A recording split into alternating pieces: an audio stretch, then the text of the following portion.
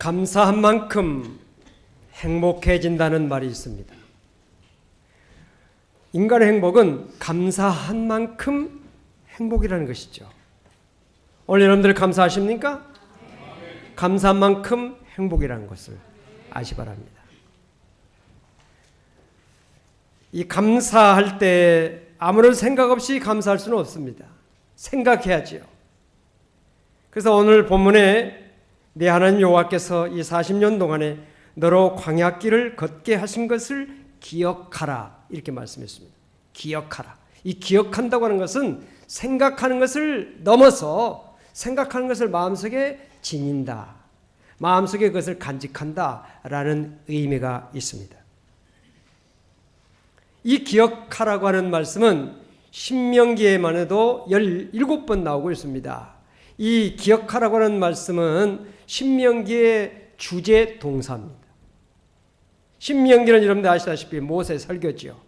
이스라엘 백성들을 저 애굽에서 인도해서 광야 40년 동안 그 여정을 거쳐서 이제 가나안 땅에 들어가기 바로 직전 요단강만 건너가면 가나안 땅에 들어가게 되는데 그 가나안 땅에 들어가는 그 이스라엘 백성들을 모세가 바라보면서 40년 동안 그들과 동고동락하면서 그들에서 많은 기도와 그리고 많은 수고를 쏟으면서 그들을 잘 인도해서 이제 가나안 땅 직전에 당도했는데 모세는 가나안 땅에 들어갈 수가 없지요. 이스라엘 백성들이 광야 40년 동안 얼마나 모세의 마음을 아프게 했습니까? 고통스럽게 했죠. 모세가 끊임없이 기도하면서 이스라엘 백성들을 가나안 문턱까지 인도했는데 정말 모세의 마음속에 가나안 땅에 함께 들어가고 싶은 마음이 얼마나 컸겠습니까? 그러나 하나님께서 그에게 허락지 아니하셨습니다. 이제 헤어져야 되는 시간입니다. 사랑하는 이스라엘 백성들을 정말 가나안 땅에 들어가서 행복하고 잘되고 복되고 아름다운 삶을 살게 하기 위해서 이 설교를 모압 평지에서 행하고 있는 것입니다. 오늘 이 종이 이 시간 이 강단에서 여러분들에게 설교하고 있는 그 이유는 여러분들이 다 잘되기를 원하고 복되기를 원하고 하나님이 형통하기를 원하고 가정, 자녀, 사업, 직장 모든 삶 속에서 하나님께서 주시는 큰 은혜와 축복을 누리도록 하기 위해서 하는 설교임을 아시기 바랍니다. 모세는 이 설교에서 하나님께서 광야 40년 동안 이스라엘 백성들에게 주신 5가지 은혜를 제시하고 있습니다. 첫째는 낮추심의 은혜입니다. 오늘 말씀을 우리가 함께 읽어가면서 그 은혜를 같이 나누기를 원합니다. 2절 말씀 같이 읽겠습니다. 네 하나님 여호와께서 이 40년 동안에 네게 광야길을 걷게 하신 것을 기억하라. 이는 너를 낮추시며 너를 시험하사 내 마음이 어떠한지 그 명령을 지키는지 지키지 않는지 알려 하심이라. 여러분, 사람을 낮추는 것이 무슨 은혜냐고 여러분들이 반문하실 수 있습니다. 좀 높아져야지 낮아지는 것이 무슨 은혜가 되겠습니까?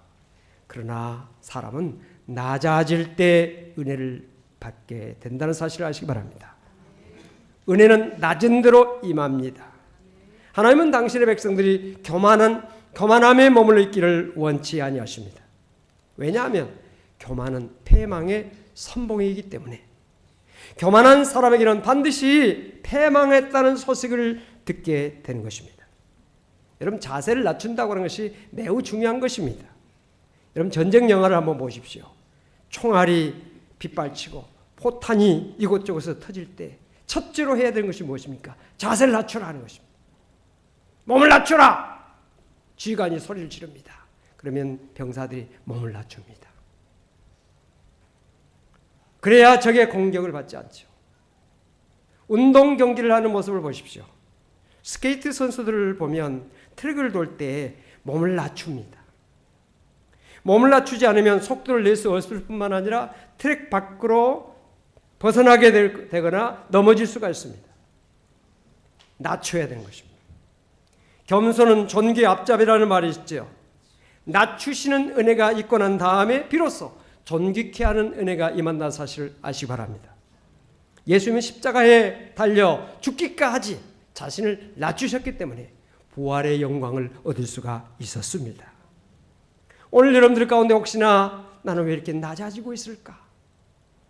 내 물질이 이렇게 낮아지고 건강이 낮아지고 내 삶에 이렇게 비참함이 오고 내 삶 속에 이런 어려움이 왜 오는 것일까 생각하는 분이 계시다면 하나님을 바라보며 믿음의 살아가시는 하나님의 은혜임을 아시는 성도가 되시기를 주름으로 축원을 드립니다. 두 번째로 만나의 은혜가 있습니다. 3절 말씀 우리 같이 읽겠습니다. 너를 낮추시며 너를 줄이게 하시며 또 너도 알지 못하며 내 조상들도 알지 못하던 만나를 내게 먹이신 것은 사람이 떡으로만 사는 것이 아니요 여호와 입에서 나오는 모든 말씀으로 사는 줄을 내가 알게 하려 하심이라. 사람은 육을 가지고 있기 때문에 먹어야 됩니다. 먹지 않고 살 수 있는 사람은 아무도 없습니다. 서름 중에서 가장 큰 서름이 배고픔의 서름이라고 그러지 않습니까? 배고픔의 문제가 해결되지 않으면 결코 행복할 수가 없습니다. 예수님께서도 40일 동안 금식하셨지만은 평생을 금식하신 것은 아닙니다. 예수님도 육을 가지시고 계시기 때문에 잡수셔야 했습니다. 2012년 연합뉴스 통계에 따르면 세계 기아 인구가 8억 7천만 명이라고 그럽니다. 8명 가운데 1명이 줄이고 있다는 것입니다. 북한은 인구의 70%가 식량이 불안전한 상태에 있다고 합니다. 올해 중부 이북 지역의 가뭄으로 인해서 북한의 식량 부족이 더 심각해질 것이다. 그렇게 전망하고 있습니다. 오늘 우리가 정말 줄이고 또 굶주려서 배고픔 가운데 있는 분이 있습니까? 우리나라가 이만큼 된 것이 얼마나 하나님께 주신 큰 은혜요 축복임을 우리는 알아야 될 줄로 믿습니다.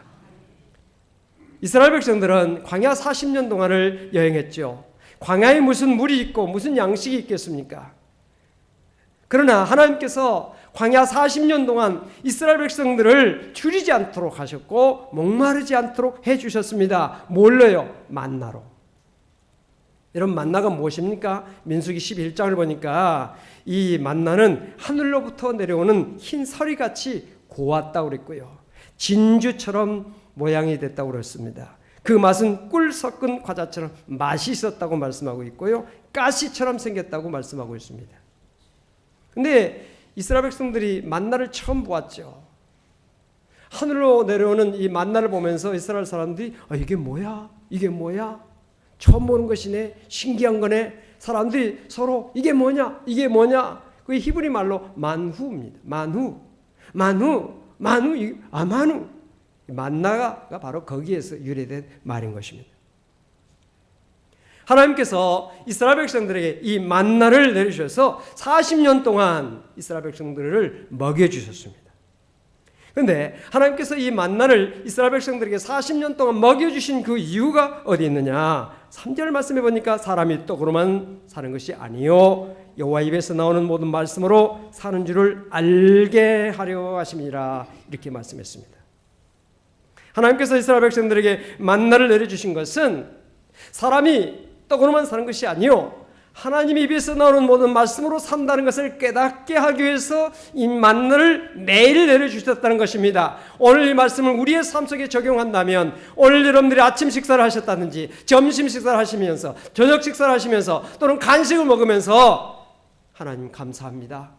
내가 육신의 양식을 먹는 것처럼 영의 양식을 먹어야 되는 줄을 내가 압니다. 라는 그런 깨달음을 갖게 하기 위해서 하나님께서 여러분들에게 매일매일 먹을 것을 주시고 그것을 먹게 하신다는 사실입니다. 여러분 먹는 재미가 얼마나 큰 재미입니까? 안 먹고 산다 생각해 보십시오. 재미가 없어요. 재미가 없어요. 금식을 해보신 분들은 금식할 때 시간이 얼마나 길다는 걸 느낍니다. 아침, 점심, 저녁을 먹는 그 순간에 우리가 좀 즐거움을 느끼게 되는데 먹는 즐거움이 없이 하루를 지내보십시오. 굉장히 하루가 지루합니다. 그런데 하나님께서 우리에게 이렇게 먹을 것을 늘 주신 것은 이걸 먹으면서 그래, 하나님 주시는 생명의 양식을 먹어야지, 영의 양식을 먹어야지, 그것을 깨닫게 하기 위해서 우리에게 매일매일의 양식을 주시고 계시다는 사실입니다. 그렇기 때문에 오늘 우리는 먹을 때마다 마실 때마다 하나님의 은혜를 늘 사모하는, 하나님의 주시는 생명의 양식을 사모하는 자가 되어야 될 줄로 믿습니다. 우리가 육신의 양식을 먹을 때마다 영의 양식을 사모해야 되는데 그 영의 양식을 사모하는 그 자세가 마태복음 5장에 나오죠. 심령이 가난한 자는 복이 있나니 천국이 저희 것입니다. 마음이 가난해야 된다는 것입니다. 줄이고 목마른 심령이 오늘 우리에게 있어야 된다는 것입니다. 주님, 오늘 내게 영의 양식을 어떤 것으로 주시겠습니까? 기대하면서, 하나님, 내 마음이 줄입니다. 내 심령이 지금 줄입니다. 주여 말씀으로 주시옵소서. 생명의 양식으로 내 영혼을 채워주옵소서. 영의 양식으로 나를 새롭게 하여 주옵소서. 새 힘과 능력을 주셔서 세상을 하나님의 아들과 딸로서 승리하며 살 수 있는 은혜를 내게 주옵소서. 이런 기도와 이런 마음의 사모함이 있어야 한다는 것입니다. 사모하는 자에게 좋은 것을 주신다고 약속하신 하나님께서 오늘도 말씀을 사모하는 여러분들에게 좋은 것으로 영혼간에 채워주실 줄로 믿습니다. 또한 의복이 헤어지지 않는 은혜를 주셨습니다. 4절 말씀 읽겠습니다. 이 40년 동안에 내 의복이 헤어지지 아니하였고 내 발이 부르트지 아니하였느니라. 여러분, 옷에는 의미가 있어요. 어떤 의미가 있느냐? 첫째로 몸을 보호하는 의미가 있습니다. 두 번째는 허물을 가립니다. 세 번째는 신분을 나타내 줍니다. 추위에서부터 우리 몸을 보호해 주죠. 더위에서 우리의 몸을 보호해 줍니다. 또 몸에 상하지 않도록 우리 옷이 우리를 보호해 줍니다. 제가 신학교 다닐 때 제가 목회자 자녀이기 때문에 그 목회자 자녀들을 이루어지는 미라레라고 하는 그런 모임이 있었어요. 그 모임에서 도봉산에 그 등산을 갔죠.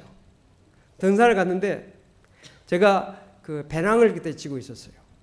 배낭을 쥐고 있었는데 어떻게 올라가다가 발을 잘못 뜯어가지고 쭉 미끄러졌는데요.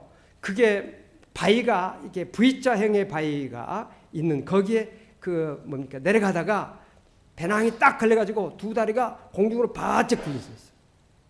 그리고 이랬는데 밑을 보니까 어마어마한 낭떠러지예요. 배낭이 나를 떨어지지 않도록 막아준 겁니다. 근데 그 배낭은 어떤 배낭이면 이제 간식 같은 걸 싸가지고 하잖아요. 여학생들도 있고 남학생들도 있는데 그날 제가 어떻게 내가 지겠다 해가지고 그 배낭을 제가 그 짊어지고 가다가 그렇게 된 거예요. 아, 이럴 때 남의 짐을 져주는 것도 은혜구나. 그걸 느꼈어요. 배낭이 아니었더라면 저는 이 자리에 설 수도 없겠죠. 여러분, 옷은 우리를 보호해주는 그런 의미가 있습니다. 또 허물을 가립니다. 옷이 우리의 부끄러움을 가려주지 않습니까? 오늘 여러분들이 옷을 벗었다 생각하십시오. 얼마나 부끄럽겠습니까? 세 번째는 신분. 간호사는 간호사의 옷, 의사는 의사의 옷, 법관은 법관의, 군인은 군인으로서의 옷을 입으면 그 신분을 우리가 알 수 있습니다. 또 그 사람이 입는 옷을 보면서 그 사람의 어떤 생활 수준이랄지, 그 사람의 어떤 교양이랄지, 그 사람의 어떤 삶의 모습을 우리가 생각할 수 있습니다. 그런데 이스라엘 백성들이 40년 동안 광야에서 옷을 입었는데 그 옷이 헤어지지 않았다는 것입니다. 어떤 옷을 입었길래 헤어지지 않았을까요? 소가죽 옷을 입었을까요? 또는 물소 가지고 옷을 입었을까요? 제가 입는 양복 가운데 지금 30년 입는 옷이 있어요. 아마 여러분들이 어떤 옷이 30년을 입고 있는 옷이 있을까 생각하실지 모르지만 제가 새벽기도 때 또 가끔 제가 입고 오는 권색 양복이 있어요. 순모 양복인데요. 어느 권사님이 양복점에서 맞추는데 바지를 2개 맞춰줬고요. 양복을 줬고 조끼까지 이렇게 해서 주시는 옷인데 제가 30년을 입고 있습니다. 근데 겉은 멀쩡한데 속은 다 헤어져 있어요. 그래서 속이 너무 헤어져서 올해만 입고 그만 입어야지 하고 했는데 또 보면 겉이 너무 멀쩡해요. 속은 다 헤어져 있어요. 그 옷을 지금까지 입으면서 그건 겨울에만 입는 옷이잖아요. 근데 겨울 주로 추울 때 입는 옷인데 이스라엘 사람들은 광야에서 40년 동안 이거 뭐 봄, 여름, 가을, 겨울 없이 계속 그 옷만 입고 살았는데 40년 동안 살았는데 옷이 헤어지지 않았다는 것입니다. 그건 뭘 의미합니까? 여기에 옷은 40년 동안 헤어지지 않는 옷은 하나님의 은혜의 옷입니다. 하나님의 특별한 은혜가 있었기 때문에 그 옷이 헤어지지 않았던 것입니다. 이 하나님의 특별한 은혜가 무엇입니까? 그것은 우리에게 뭘 말하고 있습니까? 에덴 동산에서 아담과 하와가 범죄하고 난 다음에 그들이 무화과나무 잎을 엮어서 옷을 삼아서 입었습니다.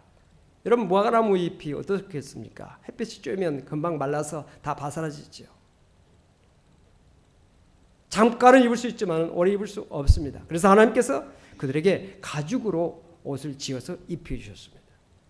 이 가죽 옷은 장차 예수 그리스도께서 우리의 모든 죄와 허물을 가려주시기 위해서 십자가에 달려 죽으심으로 흘리신 그 보혈로 말미암아 만들어진 의의 옷을 의미하고 있는 것입니다.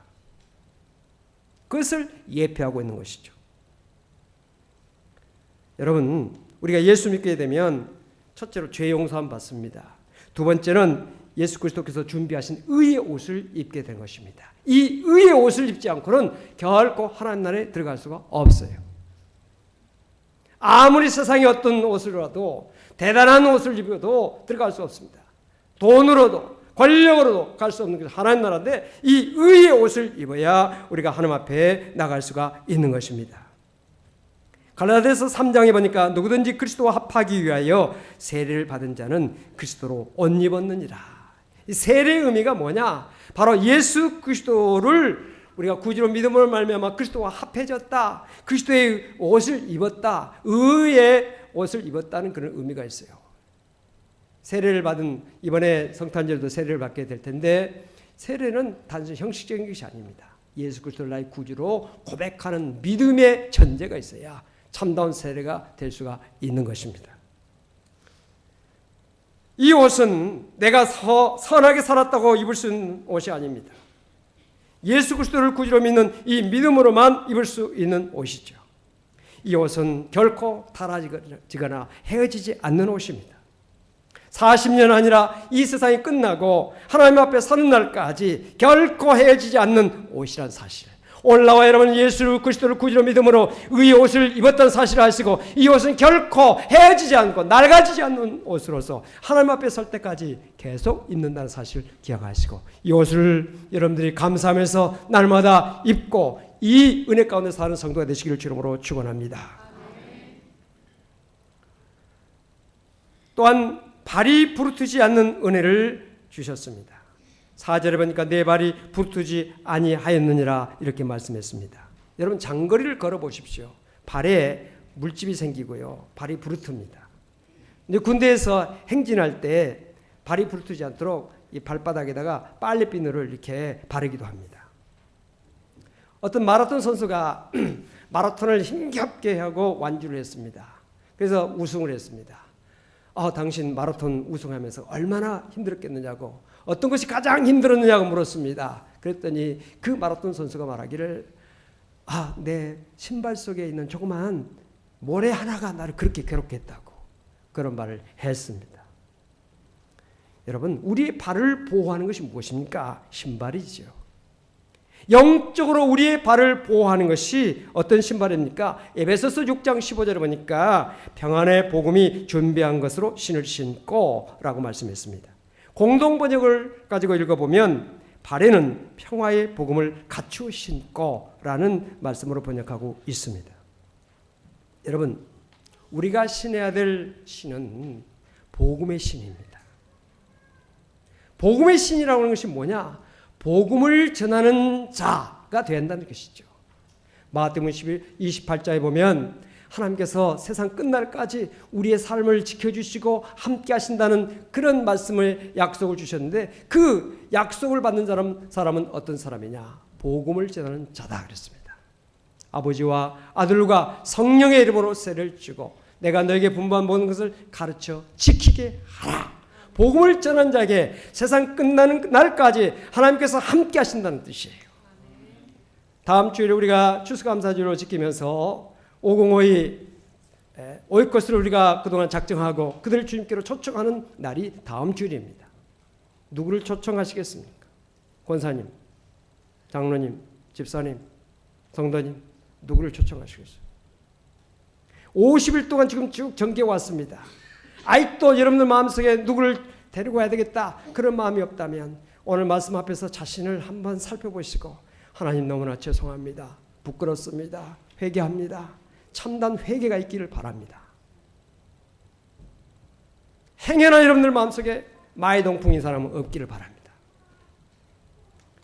가족들, 내 가족 가운데 아직도 주님을 알지 못하고 있는 사람, 믿음을 갖지 못하고 있는 사람, 내 친구, 동료, 이웃 가운데서 아직도 주님을 알지 못하고 있는 사람이 있다면 기도하시면서 그들에게 복음을 전할 때 복음의 신을 신은 자로서 하나님께서 그 순간에 함께 하실 뿐만 아니라 세상 끝날까지 함께 하시는 은혜를 주신다는 것입니다. 그래서 우리의 발이 부르트지 않도록 우리가 동행해 주시고 우리를 지켜주시는 은혜를 주신다는 사실을 기억하시기를 바랍니다.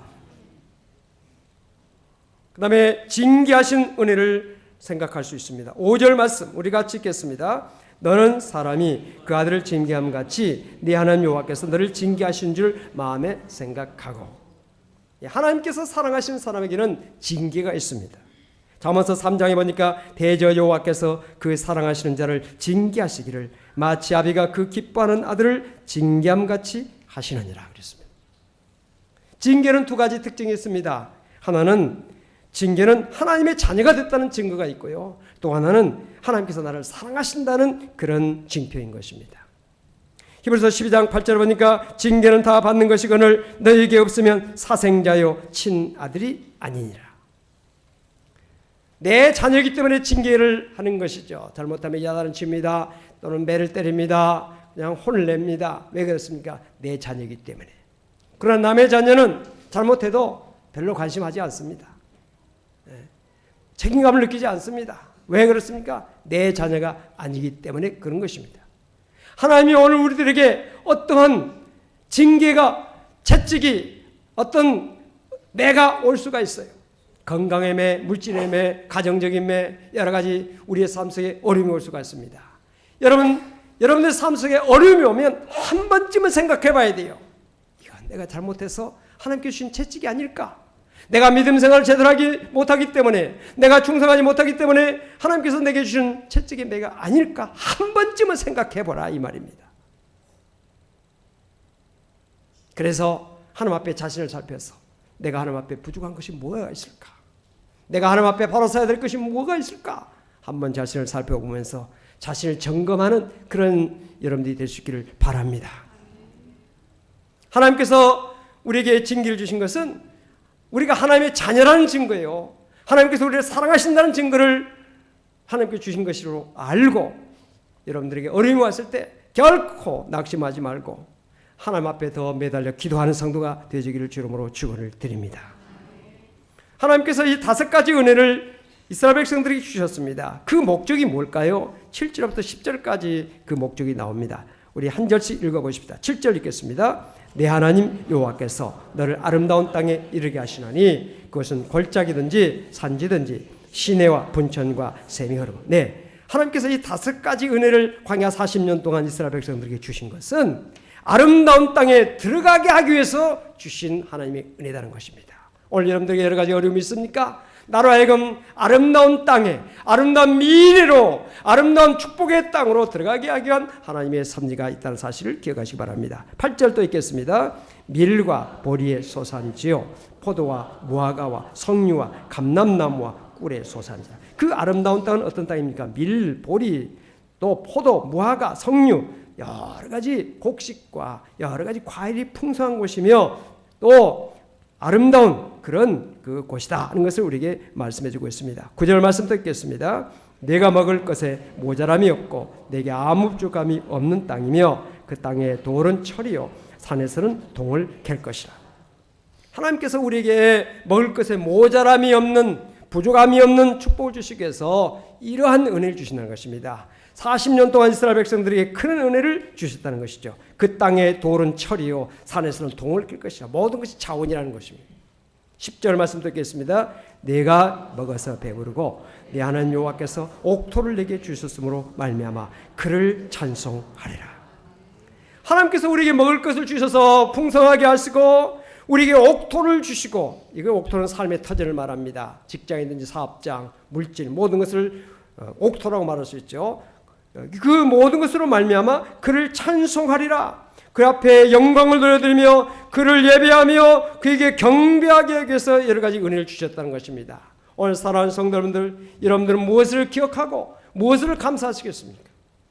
사람마다 다 환경이 다르고 주어진 삶이 다르기 때문에 감사 조건이 다 다를 수 있습니다. 어떤 사람은 이것 때문에 감사할 수 있고요, 저런 사람은 저런 것 때문에 감사할 수가 있습니다. 그러나 분명한 것은 우리가 감사하기 위해서 기억해야 한다는 것입니다. 우리가 10달 지내고 지금 이제 11월 달 됐습니다. 첫 단추를 잘 끼우라는 걸 말했습니다.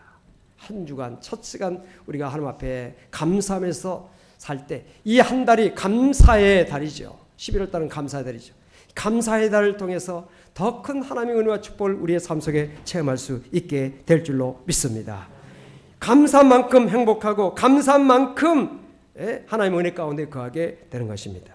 오늘 일부 예배를 드리고 어떤 성도를 제가 불러서 목양실에서 잠깐 이야기를 했습니다. 많이 어려우시죠? 많이 힘드시죠? 목사님 너무 힘듭니다. 너무 어렵습니다. 감사하세요. 그랬어요. 범사에 감사하세요. 그랬어요. 감사한 만큼 축복의 문이 열리니 반드시 감사하세요. 원망하고 불평하면 그것은 우리의 삶을 황폐하게 만듭니다. 그렇기 때문에 우리는 하나님께도 절대로 원망해서도 안 되고요, 하나님 앞에도 우리가 절대로 불평해서는 안 됩니다. 내 주변 사람들에게 원망하지 마십시오. 내 주변 사람들에게 불평하지 마십시오. 원망과 불평은 우리의 삶을 황폐하게 만듭니다. 우리를 더욱더 불행의 나락으로 빠지게 하는 것입니다. 그러나 감사하게 되면 하늘로부터 감사의 조건이 더 내려오게 되는 것이며, 땅에서 감사의 조건이 올라오게 되는 것이며, 사방에서 감사의 조건이 다가오게 되는 것입니다. 여러분, 감사처럼 하나님의 은혜와 축복을 받는 그 통로가 없다는 사실을 기억하시고, 여러분의 모든 삶을 살펴보면서 뭘 감사할 수 있을까 생각하고 기억하고 그것을 마음속에 새기면서 감사로 기도하며 감사로 찬양하며 감사로 우리의 모든 삶의 주변 사람들에게 그 감사를 표현하며 사시길 바랍니다. 하나님의 은혜를 기억하고 감사하는 사람에게는 반드시 가난이 열리게 됩니다. 반드시 하나님의 축복이 열리게 된다는 사실을 기억하시면서 하나님과 주변 많은 사람들에게 감사를 하는 가운데서 하나님께 주신 영육간의 축복이 여러분들에게 넘치게 되시기를 주 이름으로 축원을 드립니다. 기도하십시다. 살아계신 아버지 하나님, 감사합니다. 오늘 기억하고 감사라고 하시는 말씀을 주셨습니다. 하나님께서 주신 은혜를 잊지 않게 하시고 감사하는 저들에게 하여 주시옵소서. 감사하여 영육간에 주시는 하나님의 은혜와 축복이 우리 모든 성도들의 삶 속에 나타나게 하여 주옵소서. 나라를 인해서 감사하고, 교회를 인해서 감사하고, 가정을 인해서 감사하고, 내 주변 사람들을 인해서 감사하여서 하나님께 영광 돌리는 우리 모든 성도가 되게 하여 주시옵소서. 예수 그리스도 이름으로 간절히 기도하옵나이다. 아멘.